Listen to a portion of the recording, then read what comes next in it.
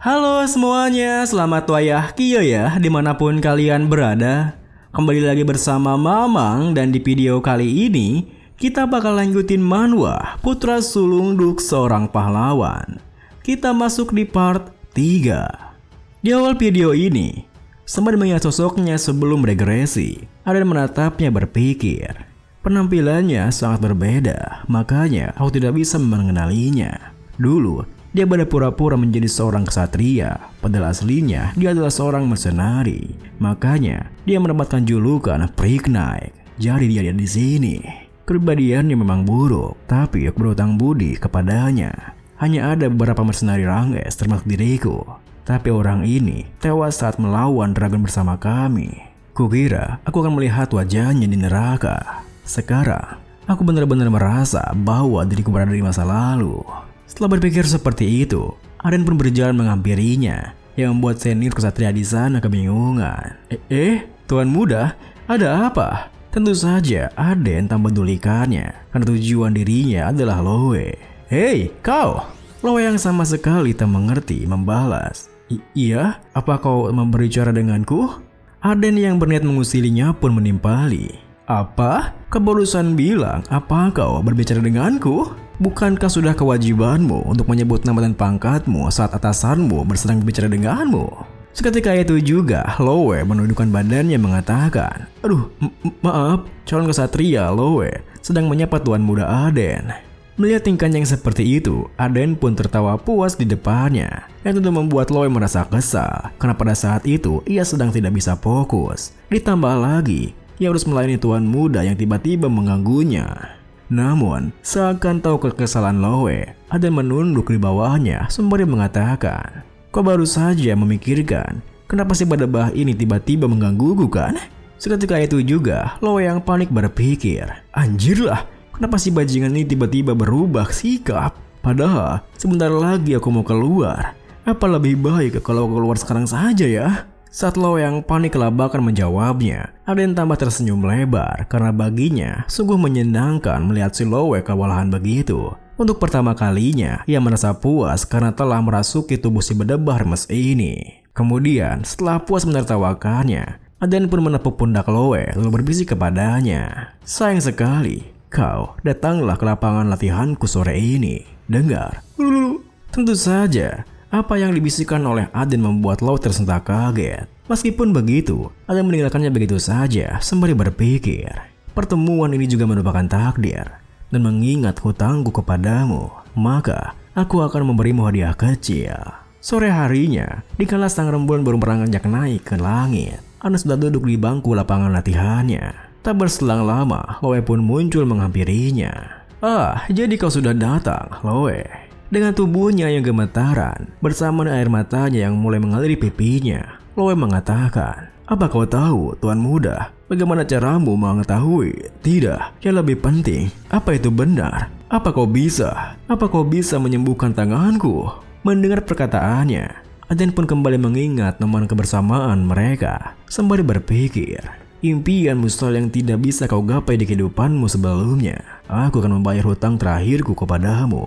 Loe sedangkan satu. Saat Aden berpikir seperti itu, Loe sendiri begitu penasaran bagaimana Aden bisa mengetahui rahasianya. Bahkan ia saja tidak tahu kenapa lengannya bisa jadi begini.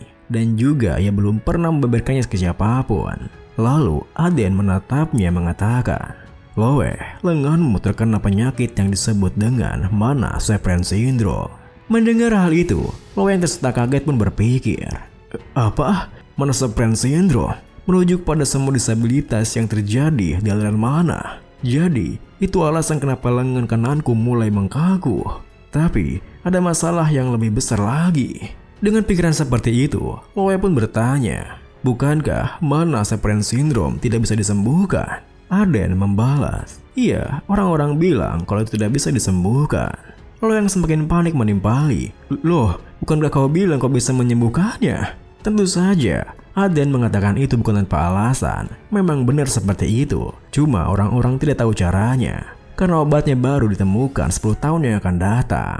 Sembari menunjukkan selembar kertas, Aden tersenyum mengatakan, Aku tahu obatnya kok. Dan aku mau mengobati lenganmu.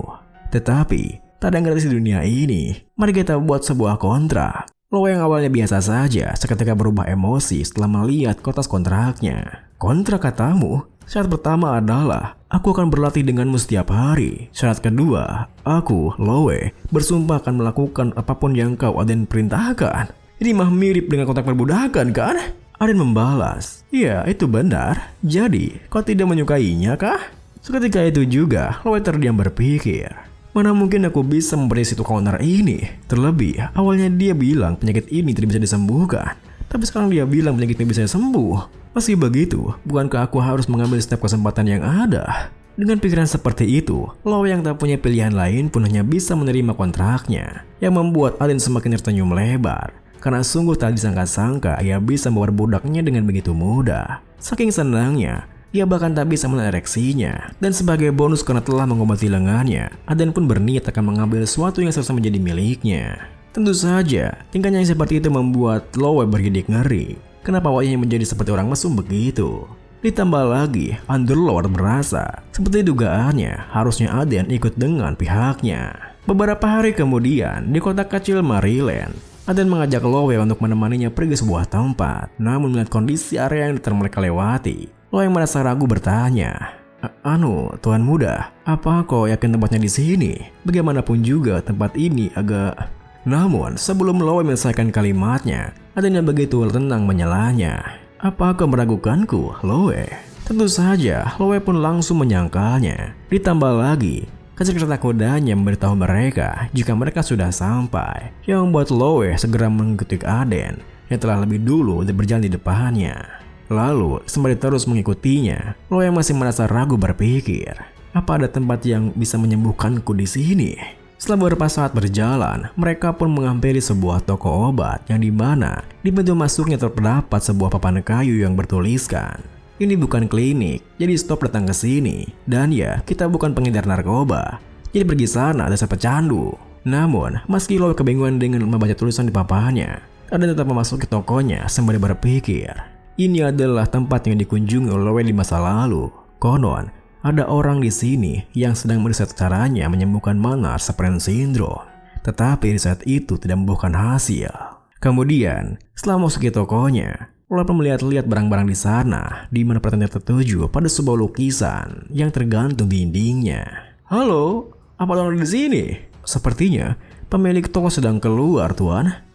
Tuan muda, menurutmu apa yang sedang diceritakan oleh lukisan ini?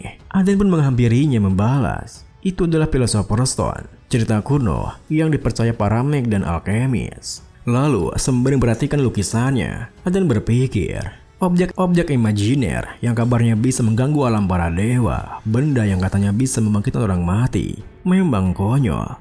Tetapi mengingat bahwa aku berhasil kembali ke masa lalu, cerita itu bisa jadi benar adanya. Ketika mereka berdua memperhatikan lukisannya, tiba-tiba saja ada seseorang yang mengatakan, astaga, cerita itu jarang diketahui. Tapi sepertinya kamu tahu banyak hal ya. Aden yang bisa mengetahuinya karena rekannya, Kalsis dan Saura sering mendiskusikan topik itu membalas. Ya, aku mendengar cerita di sana sini. Seseorang itu menimpali. Sudah lama sejak kami punya tamu menarik sepertimu. Tapi apa daya, palang kami mengatakan kalau kami tidak ingin berbisnis. Mendengar perkataannya, Aden pun menyuruh Lowe untuk keluar dari sebentar dari tokonya. Lalu setelah mereka berduaan saja, Aden mengatakan, mari langsung gantinya saja. Cassie, kesatriaku sekarang sedang terjangkit Manars syndrome. Dan aku tahu bahwa kau tertarik dengan penyakit ini. Wahai alkemis dari ras miskin, Cassie. Meskipun sempat terkejut karena Aden mengetahui namanya, Cassie pun menunjukkan wajahnya sembari membalas. Oh, kamu bahkan tahu nama aku? Astaga, kenapa kamu bisa tahu sebanyak itu? Tuan muda tukang onar. Sembari melangkah mendekat, Aden menimpali. Rahasia. Seperti dirimu, satriaku juga terjangkit Manars syndrome. Dan aku tahu bahwa gejalamu lebih parah dari biasanya. Termasuk dengan herbal itu, kondisi tubuhmu akan terus memburuk kan? Tentu saja, perkataan Aden membuat Cassie terkejut. Karena meski Lowe berhenti di lengannya, tapi Cassie berbeda. Penyakitnya menggerogoti sekujur tubuhnya yang buatnya sangat kesakitan. Setelah menenangkan dirinya, Cassie mengatakan, kamu tahu banyak soal diriku ya, tuan muda. Tapi, kamu salah soal satu hal. Memang benar bahwa aku sedang meriset obatnya. Tapi aku belum menemukan metodenya. Itu artinya aku tidak bisa menyembuhkan lengan kesatriamu. Sayang sekali kan? Aden membalas, kalau kau menyembuhkan lengan kesatriaku, maka aku berjanji akan melindungimu dan mendukung risetmu di wilayah kami. Cassie menimpali, bukan begitu Tuan Muda. Seperti yang aku katakan tadi, yang kesatriamu itu. Namun sebelum Cassie menyelesaikan kalimatnya, Aden menyodorkan selembar kertas yang sontak membuat Cassie terkejut. Di saat Cassie membacanya, Aden mengatakan, ya, ini adalah obat untuk Mann-Sephren Syndrome. Apa sekarang masih mustahil bagimu? Tentunya, Cassie yang masih membaca terdiam di sana yang membuat Aden menatapnya berpikir.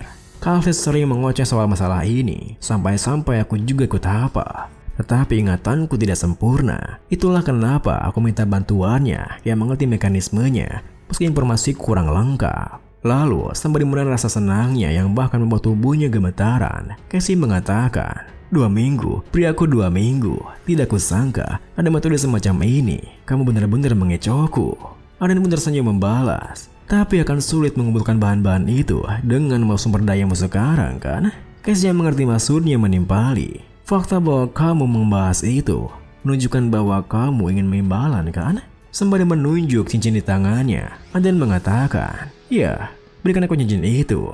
Cassie membalas, Ara, ingin merebut cincin seorang wanita? Kamu nakal sekali ya? Aden menimpali, berhentilah bercanda. Aku sudah tahu fungsi asli cincin itu. Mendengar perkataannya, Cassie yang menatap tajam bertanya, berarti kamu juga tahu betapa pentingnya cincin ini bagiku kan? Sembari meratakan cincinnya, Aden terdiam berpikir, Ring of Swiftness. Alasan kedua aku datang kemari, artefak yang menambah kecepatanmu sebanyak 3 kali lipat selama 10 detik, 3 kali per hari. Item yang sangat berguna untuk serangan pajar, kabur dan untuk bertempur. Berkat artefak itu yang terima Lowe sebagai nyender mata di kehidupan sebelumnya, dia bisa menjadi rank S bahkan dengan 1 lengan. Artefak ini akan menjadi syarat bertahan satu-satunya bagi orang yang sudah bertubuh lemah seperti Cassie. Aku tahu itu. Dengan pikiran seperti itu, dengan wajah seriusnya, Aden berkata, aku berjanji untuk melindungimu. Kalau kau datang ke rumahku, maka kau tidak perlu cincin itu lagi. Bagaimana menurutmu? Cassie membalas, aku tidak masalah selama aku bisa meneruskan risetku.